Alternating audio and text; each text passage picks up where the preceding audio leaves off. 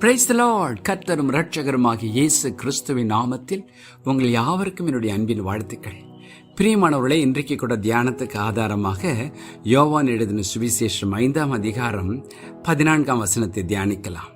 அதற்கு பின்பு இயேசு அவனை தேவாலயத்திலே கண்டு, இதோ நீ சொஸ்தமானாய், அதிக கேடானதொன்றும் உனக்கு வராதபடிக்கு இனி பாவம் செய்யாதே என்றார். John 5:14. Afterward Jesus found him in the temple and said to him, See, you have been made well. Sin no more, lest a worse thing come upon you. பாருங்கள் பிரியமானவர்களே, நம்ம ஒரு அருமையான பாடலை கேட்டோம். அதில் தேவாதி தேவன் மனுஷனை பார்த்து சொல்லுகிறது, செய்த பாவம் இனி போதும், அவர் பாதம் நீ வந்து சேரும் என்று அழகான வரிகள் உள்ளது. இன்றைக்கும் கூட கர்த்தர் அப்படித்தான் நம் ஒவ்வொருவரையும் பார்த்து அவருடைய வார்த்தையை அனுப்பி கொண்டிருக்கிறார். கடைசி நாட்களில் வாழ்ந்து கொண்டிருக்கிறோம். எல்லா பக்கமும் பாவத்தின் சோதனைகளும் பாவத்தினால் வருகிற நெருக்கத்தையும் பார்க்க முடிகிறது.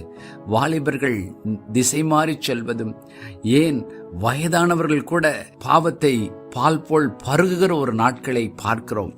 இந்த நாளிலே தேவன் நம் ஒவ்வொருவரையும் பார்த்து சொல்கிறார், இனி பாவம் செய்யாதே.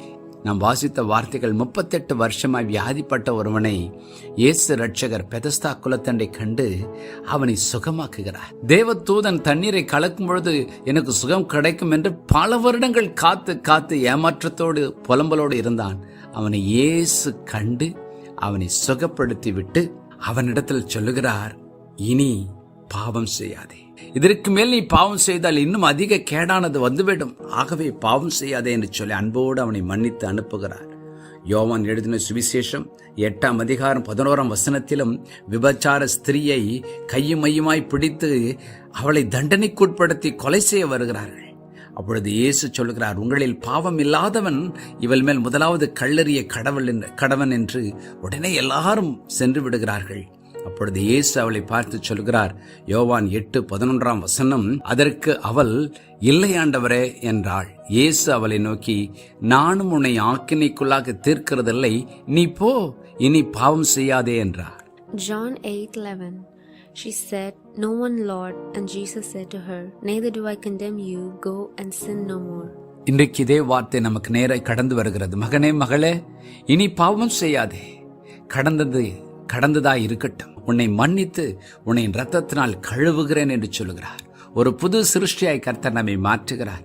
அந்த புது சிருஷ்டின் வாழ்க்கையில் கிறிஸ்துவை சுமக்கிற ஒரு தேவாலயமாய் நம்முடைய வாழ்க்கை மாறட்டும். ஜெபம் பண்ணுவோமா?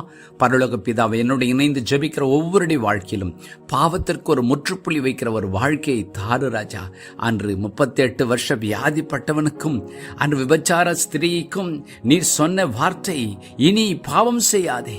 அப்படியே எங்கள் வாழ்க்கையும் ஆண்டவரே புதிய ஆரம்பத்தோடு பரிசுத்தத்தோடு இயேசுவின் இரத்தத்தால் கழுவப்பட்டு ஒரு உத்தமமாய் மாறின எங்கள் வாழ்க்கையை கடைசி மட்டும் நீர் விரும்புகிற வாழ்க்கையாய் வாழ எங்கள் ஒவ்வொருக்கும் கிருபையையும் பலத்தையும் அபிஷேகத்தை தாரும். உம்முடைய வருகையோ அல்லது மரணமோ எங்களை உம்மோடு கூட இணைக்கும் பொழுது அந்த நாள் மட்டும் எங்கள் பரிசுத்தத்தை காத்துக்கொள்ள எங்களுக்கு கிருபை தாரும்.